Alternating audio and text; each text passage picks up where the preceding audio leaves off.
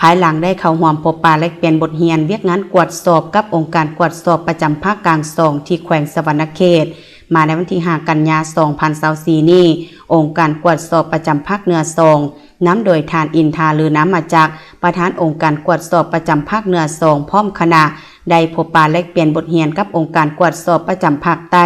ที่แขวงจำปาสักโดยมีทานไพฑูรย์ศรีภูมาประธานองค์การกวดสอบประจำภาคใต้มีทานอุไลวรรณสยวงศ์ประธานองค์การกวดสอบประจำภาคกลางมีห้องประธานหัวหน้าแผนกห้องแผนกและวิชาการทั้ง2ภาคเข้าร่วมพิธีทั้ง2ภาคส่วนได้รายงานสภาพการกวดสอบในปีผ่านมา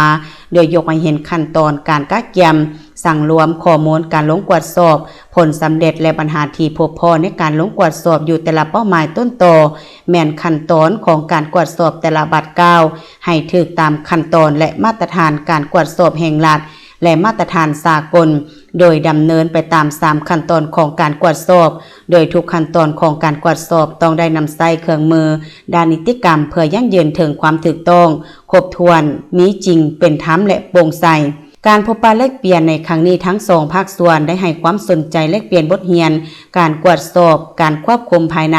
การนำใช้งบประมาณของรัฐการกวดสอบของการลงทุนของรัฐและวิสาหกิจและเวียกงานอื่นๆที่ติดพันกับเวียกงานกวดสอบเพื่อนำเอาบทเรียนที่ได้จัดตั้งปฏิบัติผ่านมาจะตั้งพันขยายเข้าในเวียกงานให้มีประสิทธิภาพและประสิทธิผลสูงขึ้นกว่าเก่า